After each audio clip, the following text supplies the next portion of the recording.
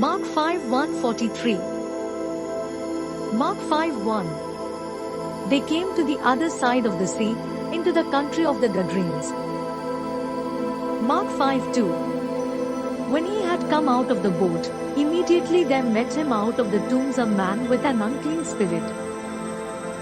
Mark 5:3. Who had his dwelling in the tombs. Nobody could bind him any more, not even with chains. Mark 5:4. Because he had been often bound with fetters and chains, and the chains had been torn apart by him, and the fetters broken in pieces. Nobody had the strength to tame him. Mark 5:5. Always, night and day, in the tombs and in the mountains, he was crying out, and cutting himself with stones. Mark 5:6. When he saw Jesus from afar, he ran and bowed down to him. Mark 5:7. And crying out with a loud voice, he said, What have I to do with you, Jesus, you Son of the Most High God? I adjure you by God, don't torment me. Mark 5:8. For he said to him, Come out of the man, you unclean spirit. Mark 5:9. He asked him, What is your name? He said to him, My name is Legion, for we are many. Mark 5:10. He begged him much that he would not send them away out of the country. Mark 5:11. Now there was on the mountainside a great herd of pigs feeding. Mark 5:12. All the demons begged him, saying, Send us into the pigs, that we may enter into them. Mark 5:13. At once Jesus gave them permission. The unclean spirits came out and entered into the pigs. The herd of about 2,000 rushed down the steep bank into the sea, and they were drowned in the sea. Mark 5:14. Those who fed them fled, and told it in the city and in the country. The people came to see what it was that had happened. Mark 5:15. They came to Jesus, and saw him who was possessed by demons sitting, clothed, and in his right mind, even him who had the legion, and they were afraid. Mark 5:16. Those who saw it declared to them how it happened to him who was possessed by demons, and about the pigs.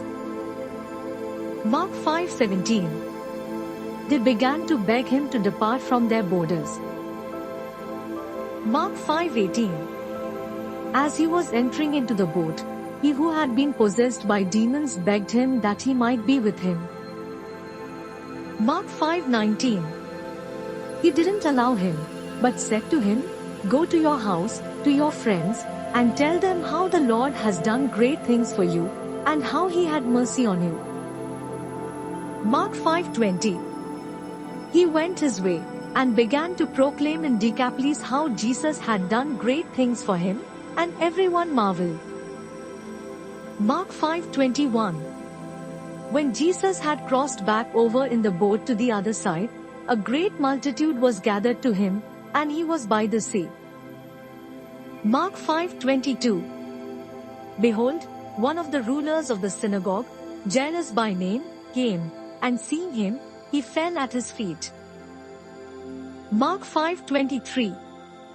And begged him much, saying, My little daughter is at the point of death. Please come and lay your hands on her, that she may be made healthy, and live. Mark 5:24. He went with him, and a great multitude followed him, and they pressed upon him on all sides. Mark 5:25. A certain woman, who had an issue of blood for 12 years. Mark 5:26. And had suffered many things by many physicians, and had spent all that she had, and was no better, but rather grew worse. Mark 5:27. Having heard the things concerning Jesus, came up behind him in the crowd, and touched his clothes. Mark 5:28. For she said, If I just touch his clothes, I will be made well. Mark 5:29. Immediately the fountain of her blood was dried up, and she felt in her body that she was healed of her plague. Mark 5:30. Immediately Jesus, perceiving in himself that the power had gone forth from him, turned around in the crowd and asked, "Who touched my clothes?" Mark 5:31. His disciples said to him, "You see the multitude pressing against you, and you say, 'Who touched me?'" Mark 5:32. He looked around to see her who had done this thing. Mark 5:33. But the woman, fearing and trembling, knowing what had been done to her, came and fell down before him, and told him all the truth. Mark 5:34. He said to her, "Daughter, your faith has made you well. Go in peace, and be cured of your disease." Mark 5:35. While he was still speaking, they came from the synagogue ruler's house saying, "Your daughter is dead. Why bother the teacher anymore?" Mark 5:36. But Jesus, not heeding the word spoken, immediately said to the ruler of the synagogue, "Don't be afraid, only believe." Mark 5:37. He allowed no one to follow him, except Peter, James, and John the brother of James. Mark 5:38. He came to the synagogue ruler's house, and he saw an uproar, weeping, and great wailing. Mark 5:39. When he had entered in, he said to them, "Why do you make an uproar and weep? The child is not dead, but is asleep." Mark 5:40. They laughed him to scorn. But he, having put them all out, took the father of the child and her mother and those who were with him, and went in where the child was lying. Mark 5:41. Taking the child by the hand, he said to her, "Talitha cumi," which means, being interpreted, "Young lady, I tell you, get up." Mark 5:42. Immediately the young lady rose up and walked, for she was 12 years old.